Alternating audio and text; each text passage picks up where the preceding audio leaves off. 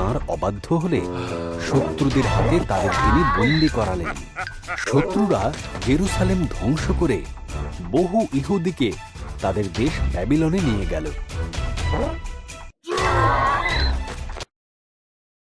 দানিয়েলও ব্যাবিলনে নিয়ে যাওয়া বন্দী ইহুদিদের মধ্যে একজন ছিল। ঈশ্বরের প্রতি তার ছিল দারুণ ভক্তি। দিনে 3 বার সে ঈশ্বরের কাছে প্রার্থনা করত। ঈশ্বরের আশীর্বাদে সে ওই দেশের একজন শক্তিশালী নেতা হয়ে উঠল।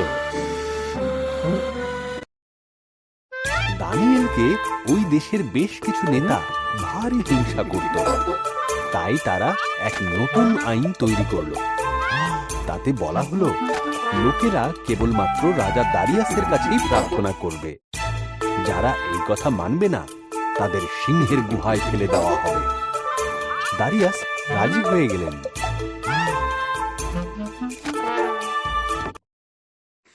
দানিয়েল তবুও ঈশ্বরের কাছে প্রার্থনা করলেন এবং তাকে বন্দী করা হলো। দারিয়াসের দুঃখ হলো, কারণ তিনি দানিয়েলকে পছন্দ করতেন। তিনি বুঝলেন তাকে ফাঁসানো হয়েছে, কিন্তু তিনি আইন বদলাতে পারলেন না। দানিয়েলকে সিংহের গুহায় ফেলে দেওয়া হলো। সিংহগুলো হুঙ্কার দিচ্ছিল আর দানিয়েলের কাছে এগিয়ে যাচ্ছিল। তখন এক স্বর্গদূত আসলো। ঈশ্বরই তাকে সেখানে পাঠিয়েছিলেন। স্বর্গদূত সেই সিংহগুলোর মুখ বন্ধ করে দিল। দানিয়েল সেই রাতটা নিরাপদে কাটালো।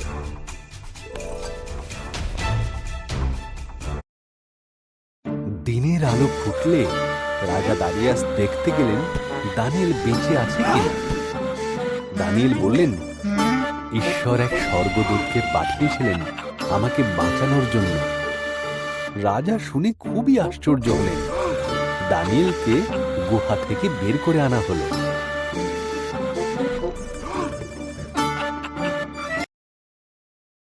রাজা দারিয়াস তখন দানিয়েলের শত্রুদের গুহায় ফেলে দিলেন। সিংহেরা তাদের খেয়ে ফেলল।